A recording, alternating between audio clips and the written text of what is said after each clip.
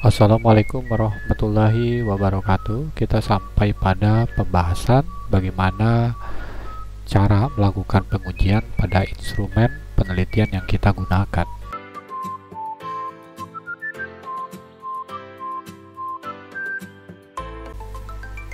Sebelum memulai pembahasan, di sini saya memperkenalkan ada 3 referensi utama yang biasanya digunakan untuk pembahasan pada pengujian skala atau instrumen. Jadi yang pertama itu adalah buku Psychometric Theory karangan Nanoli. Ini adalah buku yang berjudul Psychometric Theory. Kemudian Raikov juga tentang Psychometric Theory. Kemudian ada Psychological Assessment karangan Gary Groth Barnard. Nah, ini sebetulnya 3 buku ini bisa dijadikan sebagai referensi utama ketika kita akan membahas mengenai reliabilitas dan validitas. Sebelum membahas pengujiannya, pertama-tama saya ingin menjelaskan dulu mengenai definisi instrumen itu sendiri. Jadi kalau dalam penelitian itu, instrumen itu merupakan alat yang kita gunakan untuk mengambil data atau mengumpulkan data gitu ya. Jadi karena ini adalah alat yang sifatnya untuk mengumpulkan data di lapangan yang nanti akan kita analisis, maka instrumen ini merupakan komponen penting untuk memastikan kualitas dari penelitian. Pada prinsipnya kalau dalam statistik itu ada namanya asumsi garbage in, garbage out. Jadi kalau seandainya data masuknya itu adalah sampah, otomatis outputnya pun adalah sampah. Jadi penting bagi kita untuk menggunakan alat-alat pengumpul data yang memang sesuai gitu ya. Nanti kita akan bahas mengenai reliabilitas dan validitas. Sebagai contoh misalnya untuk penelitian kuantitatif, instrumen penelitian yang sering atau yang lazim digunakan itu adalah kuesioner. Jadi di sini kita biasanya menggunakan kuesioner itu untuk mengukur sikap atau preferensi responden ya pada item-item pertanyaan yang kita ajukan. Mungkin yang sering isi kuesioner sudah tahu biasanya ada pilihan jawaban sangat tidak setuju sampai dengan sangat setuju.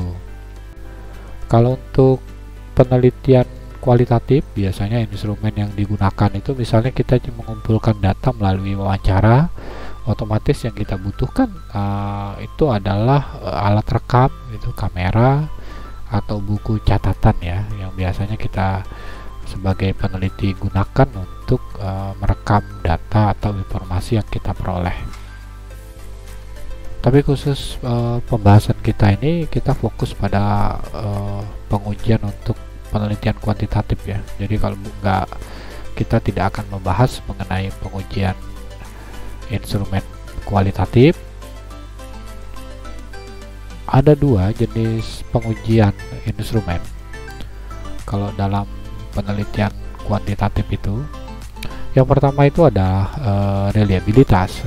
Reliabilitas ini terkait dengan konsistensi atau bebas dari kesalahan. Jadi alat ukur yang reliable itu akan memberikan hasil yang konsisten jika digunakan berulang kali pada objek yang sama meskipun dilakukan pada waktu yang berbeda. Contohnya seperti ini. Jadi kalau seandainya kita mau mengukur berat gitu, biasanya kita menggunakan timbangan gitu ya. Nah, timbangan itu yang dinyatakan sebagai alat untuk mengukur berat itu dinyatakan reliable kalau seandainya kita menggunakan objek yang sama. Taruhlah misalnya minuman ya, botol aqua gitu. Botol aqua yang terisi penuh, kita timbang beratnya sekian, kemudian kita lepaskan, kemudian kita taruh lagi botolnya, itu akan menunjukkan hasil yang sama. Itu artinya timbangannya itu reliable gitu untuk mengukur berat botol aqua yang terisi itu. Menjadi tidak reliable kalau seandainya pada botol yang sama dan alat yang sama. Jadi misalnya di pertama kita timbang beratnya 500 gram, kemudian kita lepaskan, kemudian kita timbang lagi, ternyata beratnya jadi 520, artinya ada selisih. Nah, itu berarti tidak reliable, artinya tidak handal. Artinya timbangan itu memiliki error gitu ya, atau tidak bebas dari kesalahan. Jadi prinsip reliabilitas itu adalah handal ya, handal dan konsisten. Sementara untuk validitas itu terkait dengan ketepatan atau akurasi. Jadi alat ukur yang valid adalah tepat untuk mengukur apa yang hendak diukur. Ambil contoh seperti ini. Jadi misalnya kita mau mengukur berat, maka yang kita gunakan itu adalah timbangan. Timbangan adalah instrumen yang valid untuk mengukur berat. Menjadi tidak valid kalau seandainya kita mengukur berat menggunakan meteran gitu ya, meteran. Nah, berarti itu adalah instrumen yang tidak valid karena tidak sesuai fungsinya. Dalam penelitian sosial, khususnya ketika kita mengukur variabel yang sifatnya masih abstrak, contohnya misalnya seperti motivasi kerja, komitmen, loyalitas konsumen, kepuasan konsumen, dan seterusnya, itu kan sifat variabelnya itu sifatnya masih abstrak gitu. Jadi kita butuhkan indikator-indikator atau item-item yang bisa kita gunakan untuk merepresentasikan sebagai variabelnya. Saya kasih contoh, misalnya untuk mengukur komitmen organisasi. Nah, komitmen organisasi sendiri itu bisa kita ukur melalui misalnya 3 dimensi, yaitu komitmen afektif, kemudian komitmen normatif, kemudian komitmen continuance. Itu dari teorinya si Meyer kalau saya tidak salah ya. Jadi itu adalah indikatornya. Jadi nanti dari situ nanti kita kembangkan item-item. Nah, item itu dinyatakan valid kalau seandainya dia memang tepat untuk mengukur komitmen gitu. Jadi kata kuncinya adalah tepat untuk mengukur apa yang hendak diukur. Contoh lain misalnya variabel stres kerja gitu ya. Variabel stres kerja misalnya diukur berdasarkan 10 item atau pertanyaan. Nah, 10 item itu dinyatakan valid kalau seandainya memang benar-benar untuk mengukur stres, bukan untuk mengukur yang lain gitu. Makanya pengujian validitas itu untuk memastikan bahwa item yang kita gunakan itu memang benar-benar tepat untuk mengukur variabelnya. Ini pertanyaan penting gitu, karena ketika mahasiswa ingin melakukan penelitian itu kadang-kadang perlu tahu dari mana cara mendapatkan alat ukur yang memiliki reliabilitas dan validitas yang baik. Jadi sebetulnya cara yang mudah untuk digunakan adalah kita dapat menggunakan skala adaptasi atau adopsi dari penelitian yang sudah digunakan atau dari penelitian sebelumnya. Nah, cuma yang harus diperhatikan bahwa tidak semua penelitian sebelumnya itu dapat dijadikan rujukan. Jadi kita harus selektif mencari sumber referensinya itu, terutama pada artikel-artikel jurnal yang memang sudah banyak digunakan oleh peneliti sebelumnya. Nanti saya akan kasih tahu cara mencari skala gitu ya, mencari contoh skala atau contoh kuesioner atau contoh pertanyaan pada kuesioner. Cara untuk mencari contoh kuesioner itu atau skala, kalau di Google Scholar itu kita tinggal menambahkan kata scale di belakang kata kunci variabel yang mau kita cari contohnya ya. Misalnya di sini saya ingin mencari contoh skala customer loyalty, jadi loyalitas konsumen. Jadi saya tinggal tambahkan scale. Nah, di Google Scholar sendiri sebetulnya sudah kelihatan itu keyword contohnya itu. Saya coba tes, kita tinggal search. Nah, ini contohnya.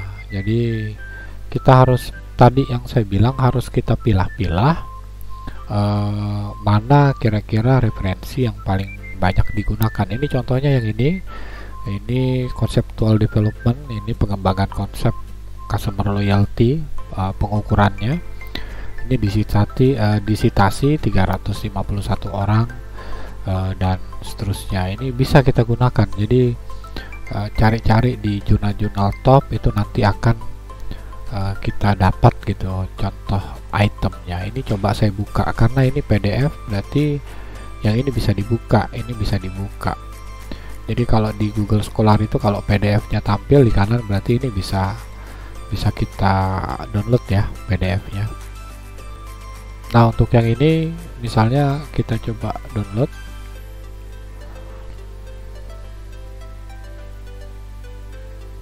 Nah, ini karangan Macmillan, kemudian Gilmore. Kita coba lihat di mana contoh item yang mereka punya. Jadi itu yang bisa kita gunakan nanti sebagai dasar penyusunan pertanyaan penelitian kita. Nah, ini adalah contoh item yang memang sudah ada sebelumnya gitu, tapi nanti kita harus sesuaikan. Jadi misalnya makanya yang kita sebut itu adalah sebagai skala adaptasi, karena kita melakukan beberapa penyesuaian sesuai dengan konteks penelitian kita. Ini pertanyaannya ada banyak ini.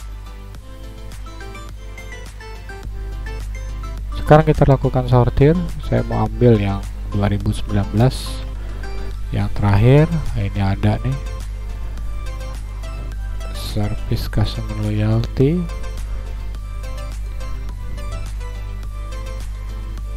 Nah, ini ada, ini tinggal nyari aja, biasanya ketemu. Nah, itu nanti yang kita gunakan ya.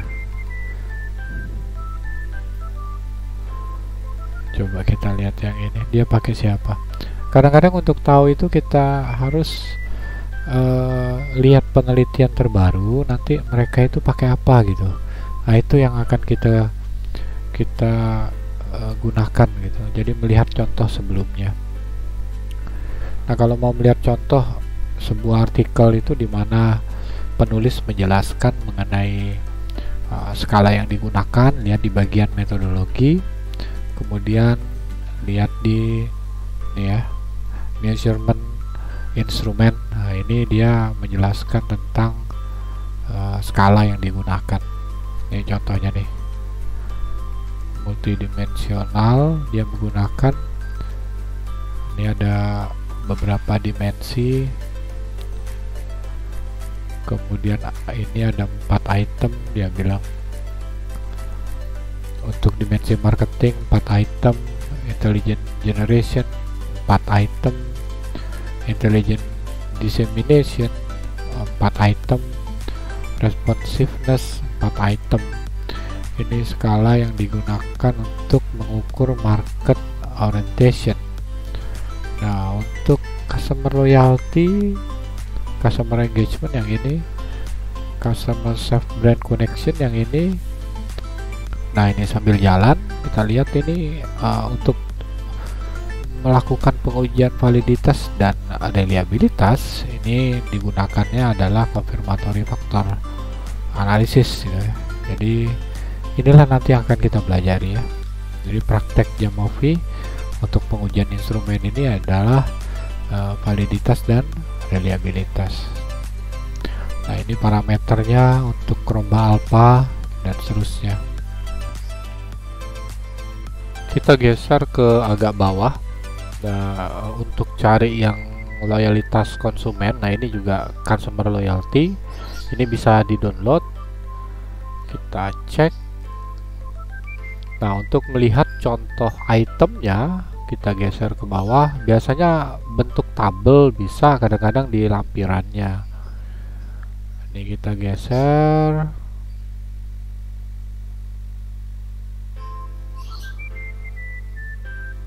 Nah, ini adalah contoh itemnya. Nah, ini contoh item untuk variable market orientation. Ini dia statement pernyataannya. Sementara untuk customer loyalty-nya yang ini 1, 2, 3, 4, 5. Tapi satu item di delete, berarti sisanya cuma 4. Nah, ini contohnya, contoh statementnya. Inilah yang bisa kita adaptasi untuk penelitian kita. Kita kembali ke materi. Jadi apa yang akan kita praktikkan? Yang kita praktikkan itu adalah yang pertama itu uji reliabilitas, Ini yang kita pakai adalah Cromba Alpha. Jadi sebetulnya ada banyak sekali teknik reliabilitas itu, mulai dari derajat stabilitas, derajat homogenitas, sampai derajat kesetaraan gitu. Tapi yang kita praktikkan itu yang sekarang itu cukup menggunakan Cromba Alpha atau CA. Kemudian untuk yang validitas sebetulnya ada banyak jenis juga. Ada content validity, criterion related validity, ada construct validity. Yang kita praktikkan di sini adalah construct validity menggunakan pendekatan analisis faktor. Jadi ini banyak tekniknya, jenisnya juga banyak. Kita cuma pelajari satu-satu saja.